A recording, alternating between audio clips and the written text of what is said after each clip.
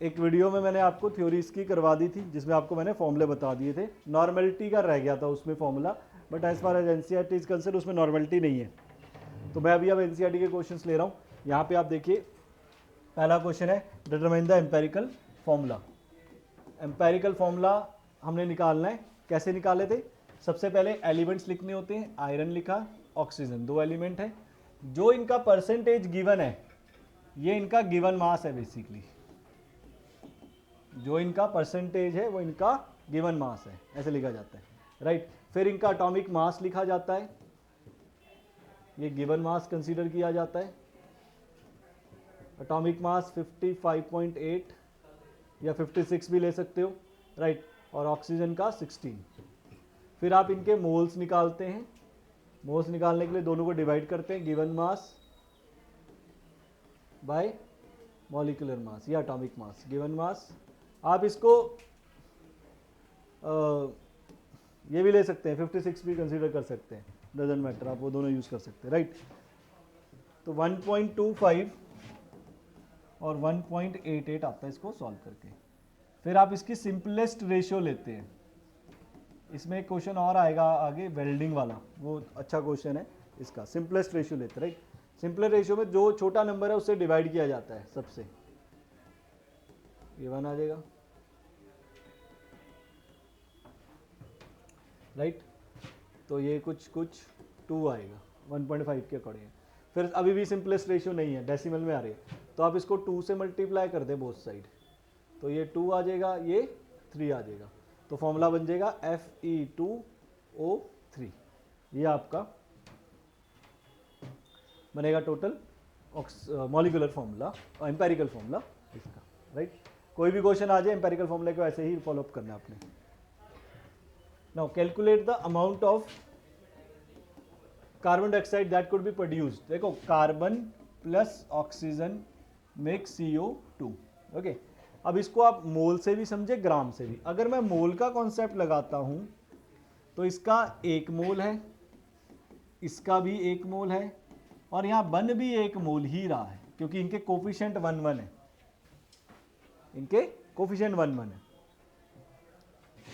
और अगर ग्राम में देखो तो ये 12 ग्राम है, ये 16 इंटू 2 32 ग्राम है, और ये 44 ग्राम है, इनका मॉलिक्यूलर मास, इनका मॉलिक्यूलर मास। अब उसने पूछा अगर कार्बन डाइऑक्साइड बताइए कि अगर 1 मोल कार्बन का लेंगे, राइट, तो अगर हम देखो 1 मोल ले रहे हैं तो यहाँ पे 1 मोल ही बन रहा है, तो फर्स्ट पार्ट का सीधा आंसर आ जाएगा कि 1 मोल ही CO2 बनेगा और 44 ग्राम CO2, एक ही बात है, 1 मोल उसके मॉलिक्यूलर मास के बराबर होता है। एक ऑफ अब यहां गड़बड़ है, यहां बोल रहा है 1 mole of carbon 16 gram of dioxygen. अब ये क्योंकि ग्राम और मोल का डिस्कशन कर रहा है, तो यहां 1 मोल और 32 ग्राम है बेसिकली, वो इसकी बात कर रहा है ना, तो आप इसकी बात कर लो। वो मोल और ग्राम को रिलेट कर रहा है, तो आप मोल और ग्राम को रिलेट करो। इसका 1 मोल 32 ग्राम लोगे तो ये बनेगा, लेकिन वो कहता है कार्बन का तो 1 मोल लोगे, लेकिन कहता है इसका 16 ग्राम लेना, 32 नहीं लेना, इसका 16 ग्राम लेना है। तो अगर आप इसका 1 मोल ले रहे हो तो 1 मोल के लिए यहां पे 32 ग्राम की जरूरत होती है, राइट। लेकिन अगर आपने ये 16 ग्राम ले लिया तो ये 1 मोल नहीं यूज होगा, तो इस केस में ये लिमिटिंग रिएजेंट हो जाता है ऑक्सीजन, राइट। तो हमेशा लिमिटिंग रिएजेंट की हेल्प से ही प्रोडक्ट बनता है। तो अगर आप इसका 16 ग्राम लेंगे ऑक्सीजन का, राइट, तो अपने आप वो आधा ही मोल यूज होगा, 1 मोल नहीं यूज होगा। और 16 ग्राम लेंगे तो अगर आधा लिया है तो यहां पे आधा ही बनेगा, तो 22 ग्राम ही CO2 बनने वाला है, ये ध्यान रखना। फिर कहता है 2 मोल कार्बन ले लो, 16 ग्राम ले लो। अरे आप चाहे यहां पे मोल जितने मर्जी बढ़ा लो, अगर आपने यहां 16 ग्राम लिया है तो ये आधे मोल से ज्यादा यूज नहीं होगा, क्योंकि उसका 1 मोल 32 ग्राम है। तो अगर आप इसको आधा कर दोगे तो ये भी तो आधा होगा। तो यहां जितना मर्जी बढ़ा लो, आधे 2 कर लो, 4 कर लो, 20 कर लो, 50 कर लो, कोई फर्क नहीं पड़ेगा। जब तक ऑक्सीजन 16 ग्राम लिया है तो कार्बन डाइऑक्साइड उतना ही बनने वाला है। तो ये थर्ड पार्ट का आंसर है, राइट। एनसीईआरटी इज इंपॉर्टेंट, आपको मिनिमम ये तो करके जानी पड़ेगी। Okay, next, calculate the concentration of nitric acid. Concentration मतलब मोलैरिटी। कंसंट्रेशन मतलब मोलैरिटी, वो आपसे मोलैरिटी के बारे में पूछ रहा है। और मोलैरिटी का formula number of moles by volume of solution in litre, ये है फॉर्मूला। इस फॉर्मूले के बेसिस फॉर्मूला भी लिखो, थोड़े थोड़े स्टेप भी लिखो, तो आपको मार्क्स भी मिलेंगे। स्टेप मार्किंग पूरा गलत हो गया तो मिलेंगे, बट अकेला फॉर्मूला लिख के आओ तो मार्क्स नहीं मिलेंगे। Which has a density, density they the, density का फॉर्मूला होता है mass of solution by volume of solution and mass percentage of nitric acid. देखो नाइट्रिक एसिड होता है HNO3, मास परसेंटेज का मतलब है कि इसका देखो होता क्या है, HNO3 में पानी मिलाया गया होगा और बना होगा सॉल्यूशन। एक सॉल्यूट है, एक सॉल्वेंट है। पानी कितना लिया है पानी नहीं पता, लेकिन नाइट्रिक एसिड 69% लिया है, इसका मतलब ये 69 ग्राम है और ये 100 ग्राम है, ये मतलब होता है इसका। 69 ग्राम है 100 ग्राम। चलिए अब मास ऑफ सॉल्यूशन हमें पता, डेंसिटी देखो कितनी दे रखी है 1.41। Mass of solution, mass of solution देखो ये रहा 100 ग्राम, दिया नहीं है बट 69% से पता लग गया बाय वॉल्यूम। तो यहां से आपका वॉल्यूम आ जाएगा 100/1.41, लेकिन ये वॉल्यूम आएगा मिलीलीटर में, ये मिलीलीटर में आएगा क्योंकि देखो डेंसिटी के यूनिट मिलीलीटर में, तो मिलीलीटर में आएगा, राइट। चलिए जी वॉल्यूम आ गया। अब वॉल्यूम आ गया, नंबर ऑफ मोल्स तो यहीं से निकल जाएंगे। Number of moles is given mass by HNO3 का मॉलिक्यूलर मास आई थिंक 63 होता है, हाइड्रोजन 1, नाइट्रोजन 14, ऑक्सीजन 16, तो 15 + 48 63, yes.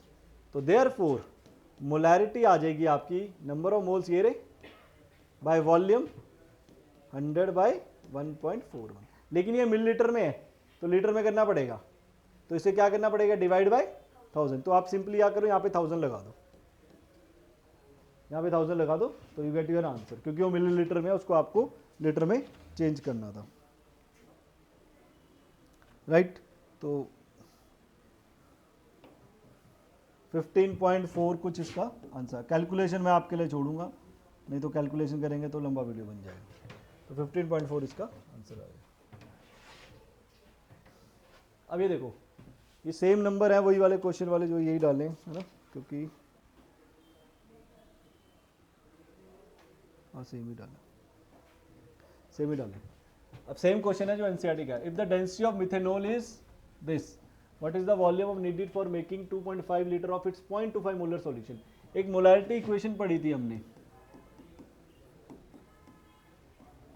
Molarity equation M1V1 M2V2, ये पढ़ी थी मोलैरिटी। ये कब यूज होती है कि जब आपके पास एक कंटेनर है, उसकी मोलैरिटी M1V1 है, इसको डाइल्यूट करो तो अब मोलैरिटी M2 होगी, V2 होगी, लेकिन make sure number of mole same रहते हैं, तभी ये फॉर्मूला लगता है, अदरवाइज नहीं। Number of moles remain same, तभी ये फॉर्मूला हम यूज करते हैं। तो वो क्या कहता है, डेंसिटी ऑफ मिथेनॉल, मिथेनॉल ये रहा, इसका डेंसिटी दे रखा है कुछ, what is the volume needed, मतलब एक कंटेनर दे रखा है, कहता है इसका कितना वॉल्यूम लें ताकि फॉर मेकिंग, ताकि 2.5 लीटर बन जाए ऑफ इट 0.25 मोलर सॉल्यूशन, ताकि इसकी इतनी मोलैरिटी हो जाए, राइट। यही वाला यूज किया था हमने, राइट। एक इसने बोला ना कि इसका कितना, ये कंडीशन मिल जाए तो अब इसका कितना वॉल्यूम ले ताकि ये कंडीशन बन जाए। अब ये वाला फॉर्मूला लगाने के लिए तो मुझे मोलैरिटी चाहिए, तभी तो आएगा। इस चलो ये फॉर्मूला अगर मैं लगाता हूँ M1, इसकी मोलैरिटी, इसका मोलैरिटी का इक्वेशन सेम होना चाहिए। इसका वॉल्यूम दे दिया 2.5, इसका मोलैरिटी दे दिया 0.25, ये मोलैरिटी और वॉल्यूम ये इसका। अगर इसका वॉल्यूम निकालना है, अगर इसका मुझे मोलैरिटी पता लग जाए तो V1 आ जाएगा, राइट। अब मोलैरिटी क्या है, अब ध्यान से देखें, इस ये क्या है kg पर लीटर। डेंसिटी, डेंसिटी अभी मैंने बताया मास बाय वॉल्यूम, डेंसिटी है 0.793, mass of solution by volume. अब वॉल्यूम नहीं दे रखा इसमें हमें, तो बाय डिफॉल्ट हम इसमें वॉल्यूम ले लेंगे 1 लीटर। क्या लेंगे वॉल्यूम 1 लीटर, जब आपको नहीं दिया होगा वॉल्यूम तो आप डेंसिटी मान के चलेंगे कि 1 लीटर का वॉल्यूम है। तो यहां से मास ऑफ सॉल्यूशन कितना आ गया 0.793 kg, क्योंकि यूनिट डेंसिटी के kg है। तो इसको ग्राम में कर लेंगे हम 0.97 इंटू 1000, ये आ गया मास। अब मोलैरिटी निकाल लो। मोलैरिटी कैसे निकालते हैं?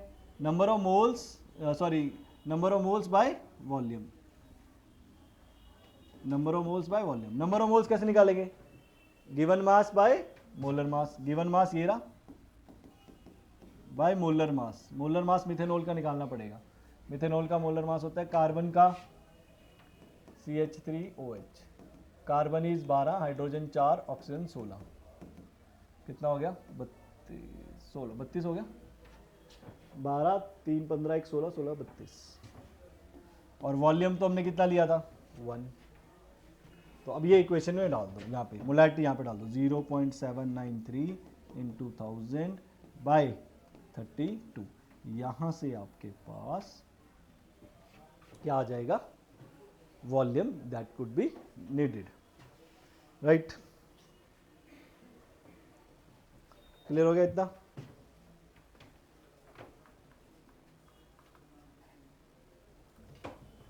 अब ये आपसे पूछते हैं sample of drinking water was found to be severely contaminated with chloroform CHCl3। ये क्लोरोफॉर्म है, suppose to be carcinogen. The level of contamination was 15 ppm। अब देखो 15 ppm का मतलब क्या होता है? पार्ट्स पर मिलियन, मतलब 15 पार्ट्स पर मिलियन, ये मतलब होता है। इसको आप ऐसे भी लिख सकते हैं 15/10⁶, ये होता है मिलियन का मतलब, राइट? अब उसने क्या बोला? Express this by mass percent. Mass percent into 100 से कर दो मल्टीप्लाई, तो आपके पास आ जाएगा 10⁻⁻⁴%, राइट? Now the molarity. अब मोलैरिटी हमें पता है निकालने का फॉर्मूला है number of moles by volume of solution. अब देखो अगेन इस पे आपको वॉल्यूम सॉल्यूशन नहीं दे रखा है ना, तो आप क्या करेंगे? देखो ये परसेंटेज है, ये आप इसको ऐसे ले सकते हैं mass of CHCl3 given mass is 15 into 10⁻⁻⁴ gram. Mass of solution मैंने बताया था जब परसेंटेज में हो तो सॉल्यूशन का मास 100 लिया जाता है, 100 ग्राम, राइट? तो इसके नंबर ऑफ मोल्स निकाल सकते हो आप। Number of moles is given mass by molar mass. CHCl3 का मास निकालना पड़ेगा आपको। Carbon is 12, hydrogen is 1, chlorine is 35.5 into 3। कितना आता है ये? 106.9। ये आ गया आपका 0.5। ये नहीं होगा मास आपका, इसका निकालो 35.5 इंटू 35.5 इंटू 5। हाँ 119 आ सकता है, राइट? 119.5 ये आ सकता है, राइट? ये आ गया नंबर ऑफ मोल्स। अब वॉल्यूम कैसे निकलेगा? देखो density is what? Mass by volume. अब डेंसिटी भी नहीं गिवन है हमें, देखो गिवन नहीं है तो डेंसिटी। अब देखो क्लोरोफॉर्म को किस में मिलाया गया होगा? पानी में। तो डेंसिटी ली जाती है 1 ग्राम पर सेंटीमीटर क्यूब या पर मिलीलीटर, एक ही बात है। डेंसिटी ऑफ वाटर ली जाती है, पानी ली जाएगी। मास आपको पता है कितना होगा? 100 सॉल्यूशन का मास। वॉल्यूम आ गया यहाँ से, तो वॉल्यूम आ गया 100 मिलीलीटर, ये आ गया वॉल्यूम। तो मोलैरिटी पे यहाँ पे डाल दो value. Molarity number of moles is और वॉल्यूम इज 100 इंटू ऊपर ले लो 1000 से क्यों मल्टीप्लाई किया? लीटर में करने के लिए, क्योंकि मोलैरिटी में बार बार मैं बोल रहा हूँ लीटर में आता है, volume of solution in litre आता है, राइट? तो 1.26 इंटू 10⁻⁻⁴ आ जाएगा। इंपॉर्टेंट क्वेश्चन है ये, कैलकुलेशन आपके लिए छोड़ रहे हैं। How many significant figures? Significant figures पहले वाली सिग्निफिकेंट फिगर्स नहीं होती, कंसीडर नहीं होती। Zeros before the non zeros number, zeros before the non zeros numbers are not significants. Zero between the two significant figures are, right? उसके बीच में significant क्या है? जीरोज बिटवीन 4 होता है, ये नहीं काउंट होंगी। डेसिमल के बाद जीरो काउंट होती है सिग्निफिकेंट फिगर्स। तो 3, ये हाँ यहाँ पे हो जाएगा, और यहाँ पे 1 2 3 4 5 नंबर ऑफ सिग्निफिकेंट फिगर्स को निकालने का तरीका है, right. Dinitrogen diiodine react with the each other to produce ammonia. अब देखो ये बहुत इंपॉर्टेंट क्वेश्चन है, कैलकुलेट द, इसमें लिमिटिंग रिएजेंट का फॉर्मूला यूज होता है कि लिमिटिंग रिएजेंट बताओ क्या है। तो इसका मैंने आपको शॉर्टकट भी बता रखा है, आपने वैसे करना है। सबसे पहले आपने निकालने हैं, सबसे पहले आपने लिखनी है इक्वेशन। सबसे पहले आप निकालेंगे नंबर ऑफ मोल्स दोनों के, number of moles N2 given mass है इसका 2 इंटू 10 की power 3 bye molecular mass 14 into 2 28, 14 nitrogen का मास होता है इंटू 2 28। फिर नंबर ऑफ मोल्स आपने निकालने हैं H2 के, गिवन मास इज 10 की पावर 3 बाय मॉलिकुलर मास 2, ये नहीं 36 नहीं ले लेना है, यहाँ पे H2 लेना है मॉलिकुलर मास, ये आएगा आपका 500, राइट। इसको सॉल्व करके आपका आएगा 2 इंटू 1.77 कुछ आएगा, ये आपका कितना आता है 2 14 से यहाँ से कैंसिल कर लो, ये 1000 है बाय ये 500 बाय 7, हाँ ठीक है 500 बाय 7 ये आ गया। अब देखो ये चीज़ जो करनी है, ये पेपर में टीचर को नहीं दिखानी, रफ में करनी है कि how to find limiting reagent. आप इनके कोफिशिएंट से इनको डिवाइड कर दो। नाइट्रोजन का कोफिशिएंट है यहाँ पे 1 से डिवाइड कर दो, डिवाइड मतलब यही है, तो सेम ही आ जाएगा। सिमिलरली हाइड्रोजन का जो है 500, इसको डिवाइड कर दो हाइड्रोजन के कोफिशिएंट से, वो कितना है 3 1 20 बचा, 3 6 18 पॉइंट समथिंग, ये कितना बचेगा 7 7 से 49, 10 7 7 से 49, 7 1 से 7 पॉइंट समथिंग, जो भी है। अब ये इनमें से आपका जो छोटा नंबर होगा, छोटा नंबर वो होगा आपका क्या, लिमिटिंग रिएजेंट। तो छोटा नंबर कौन सा है इसमें से आपका जो आंसर आया, ये पेपर में नहीं दिखाना लेकिन टीचर को, ये नंबर छोटा है, राइट। तो N2 लिखोगे अब, N2 is limiting reagent, N2 is limiting reagent. अब लिमिटिंग रिएजेंट से प्रोडक्ट बनता है। अब देखो यहाँ पे कितने मोल हैं इसके, 1, इसके कितने हैं 2, तो आप ये लिख सकते हैं 1 मोल N2 का 2 मोल देता है NH3 के। और हमारे पास कितने मोल हैं, इतने, ये तो निकाले थे 500 मोल, तो 500 बाय 7 मोल्स कितने देगा, 2 इंटू 500 बाय 7 मोल्स NH3 के, इतने मोल्स बनेंगे NH3 के। तो उसने बोला calculate the mass of ammonia, ये मोल्स आ गए। मोल से आप ग्राम में चेंज कर सकते हैं, कैसे, नंबर ऑफ मोल्स का formula given mass by molecular mass, number of moles आपने निकाल लिए, गिवन मास निकालना है, मॉलिकुलर मास अमोनिया का कितना होता है, नाइट्रोजन 14 हाइड्रोजन 3 17, तो यहाँ से आपके पास गिवन मास आ जाएगा। Will any of the reactor remain unreacted, yes, कौन सा रिएक्टर है H2 that remain unreacted, if yes which and what will the mass, कितना रहेगा ये भी देख लो। अब वो कैसे निकालेगा, अब देखो यहाँ पे 28 ग्राम है, तो हम ये लिख सकते हैं 28 ग्राम, थर्ड पार्ट 28 ग्राम, ये कितना है 6 ग्राम, 28 ग्राम N2 6 ग्राम H2 के साथ रिएक्ट करता है, राइट। तो 1 ग्राम N2 कितने के साथ रिएक्ट करेगा, 6 बाई 28 ग्राम H2 के साथ, ऐसे लिखा जाए। फिर मेरे पास स्टार्टिंग में कितना था N2, 2 इंटू 10 की पावर 3 ग्राम N2 कितने के साथ रिएक्ट करेगा, 6 बाई 28 इंटू 2 इंटू 10 की पावर 3 ग्राम H2, इतने के साथ रिएक्ट करेगा। तो लेफ्ट H2 कैसे निकालेंगे, लेफ्ट जो बच गया H2 कितना था 1000 माइनस 6 इंटू 28 इंटू 2 इंटू 10 की पावर 3, ये माइनस कर दोगे आप, तो ये लेफ्ट रहेगा जितना बच गया, राइट, जितना बच गया। इंपॉर्टेंट है ये सारे क्वेश्चन, N2 वाला H2 वाला तो बहुत है। तो हमारे पास 571.43 ग्राम इसका बच जाएगा। लिमिटिंग रिएजेंट तो मोस्टली डालते ही हैं क्वेश्चन में। Which of the following will the highest number of atoms, atom. अब देखो, अब या तो आप एक नंबर ऑफ एटम का फॉर्मूला यूज कर लो, वो मैंने आपको करा रखा था, या आप इसको यूज कर सकते हैं यूनिटरी मेथड से, यूनिटरी मेथड से किसी का भी मास जैसे एयू का मास होता है 197, इसके अंदर इतने नंबर होते हैं, इतने एटम्स होते हैं।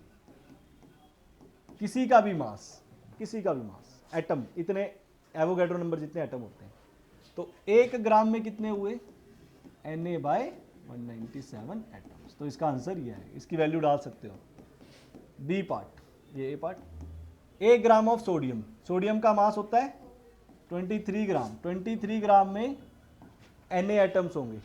तो 1 ग्राम में कितने होंगे, नीचे ले आ रहा हूं मैं, Na/23। अच्छा C part, 1 gram of lithium, lithium का मास 6, 1 Na होते हैं। तो 1 ग्राम में कितने हुए, Na/6। अच्छा D part, 1 gram of chlorine Cl2, Cl2 का मास, Cl का मास होता है 35.5 इंटू 2 तो 71 हो जाएगा ना, 71 ग्राम में Na।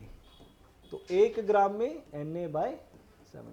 अब उसने पूछा होता फॉलोइंग लार्जेस्ट, जितना नीचे वाला नंबर छोटा होगा उतना वैल्यू ज्यादा आएगी। तो छोटी वैल्यू सबसे हमारे पास, क्योंकि Na सब में सेम है देखो, तो सबसे छोटी वैल्यू है मेरे पास ये वाली। तो सी वाला मेरा हाईएस्ट नंबर ऑफ एटम है, क्योंकि Na सेम है ना सबका, Na सेम नहीं होगा तो नहीं कर सकते, Na सेम है, राइट। एमसीक्यू टाइप में पूछता है question. Calculate the molarity of a solution ethanol in water. अब देखो इसने क्या बोला, मोल फ्रैक्शन, मोल फ्रैक्शन का फॉर्मूला ये होता है x1 equal to n1/n1 plus n2। किसकी मोल फ्रैक्शन दे रखी है, इथेनॉल की। तो ऊपर भी मोल्स किसके आएंगे, इथेनॉल के, इथेनॉल लिख लो। और नीचे किसके आएंगे, पानी, पानी के मोल याद रखो 55.58। स्टैंडर्ड है, नहीं पूछेगा कहां से आया। पूछ भी लिया तो 1 ग्राम डेंसिटी ले लो, 1 लीटर का सॉल्यूशन ले लो, you get your number of moles किसके, पानी के। क्लियर हो गया। तो ये कैलकुलेशन छोड़ रहा हूं मैं, आप कर लेना, ये कम से कम नंबर पूरे मिलेंगे। 4 क्वेश्चंस आर रिमेनिंग। अच्छा ये वाला देखते हैं क्वेश्चन। अब देखिए वाला question, a welding fuel gas contain carbon and hydrogen only. ध्यान से देखिए, burning a small sample of it in oxygen gives. देखो किसी सैंपल का बर्न करते हो, ध्यान से सुनिए, तो उसमें से 3.38 ग्राम CO2 प्रोड्यूस होती है। किसी सैंपल का अगर आप बर्न करते हो तो इतनी निकलती है। ध्यान से देखिए। अच्छा एक चीज देखते हैं, प्लस वाटर भी निकलता है, राइट। हमने मॉलिक्यूल एम्पेरिकल फॉर्मूला किसका चाहिए, हमारे पास क्या है, कार्बन और हाइड्रोजन, राइट।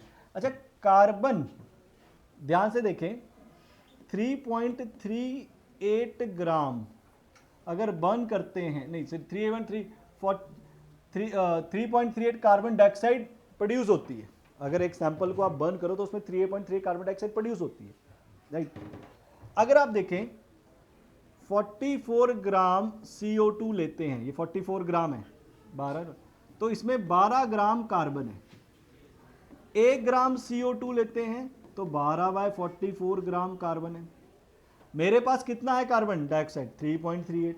तो 3.38 कार्बन डाइऑक्साइड अगर निकलेगी तो उसमें इतना कार्बन आएगा,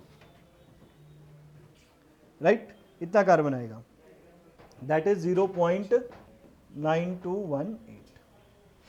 सिमिलरली पानी, ये क्वेश्चन इंपॉर्टेंट है, ध्यान से देखो, मैम डिफिकल्ट लेवल पर डाले कि डाल सकती है। सिमिलरली पानी, अगर H2O को देखें, इसमें 18 ग्राम पानी का मास होता है, इसमें 2 ग्राम H2 है, तो मेरे पास कितना है, 0.690 ग्राम H2 में देखेंगे तो 2/18 इंटू 0.690 ग्राम कार्बन आएगा, हाइड्रोजन आएगा, sorry, and that is equal. मेरे पास कैलकुलेशन है तो इसलिए मैं लिख रहा हूँ, और इंपॉर्टेंट भी क्वेश्चन है, 0.0767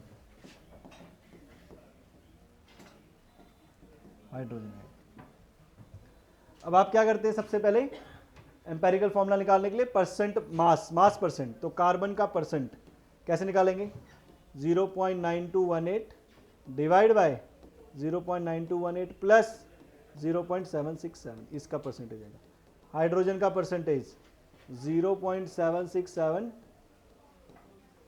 डिवाइड बाय इनका addition, right.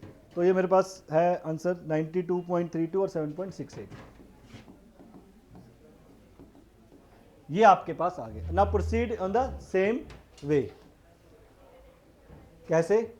Empirical formula, carbon hydrogen, carbon कितना है 92.32, हाइड्रोजन कितना है 7.68, राइट, वेरी गुड। इसका मास 12 ग्राम, इसका mass 1 gram, moles given mass, molar mass, right. Solve करके ये सेम प्रोसीजर, सेम वही चल रहा है, तो 1-1 आएगा सारा सॉल्व करके, हमारे पास सिंपलेस्ट रेशियो आएगी 1-1। तो बताइए एम्पेरिकल फॉर्मूला बन गया हमारा C1H1, क्योंकि कार्बन भी 1 था, H भी 1 था। आगे देखिए, a volume of 10 liter at STP this welding gas is formed by 11.6 gram. Empirical formula हो गया, calculate the molar mass of the gas. देखो वॉल्यूम कितना लिया इसका 10 लीटर लिया, और उसका मास कितना था 11.6। एक याद करें, हमारे पास नंबर ऑफ मोल्स के एक फॉर्मूले हैं, given mass by molecular mass. एक और फॉर्मूला है given volume by molar volume.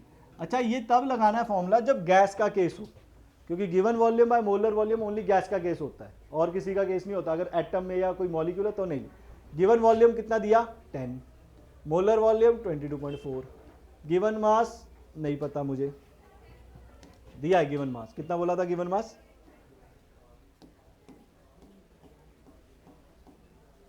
11.6, और मॉलिक्यूलर मास यहां से आप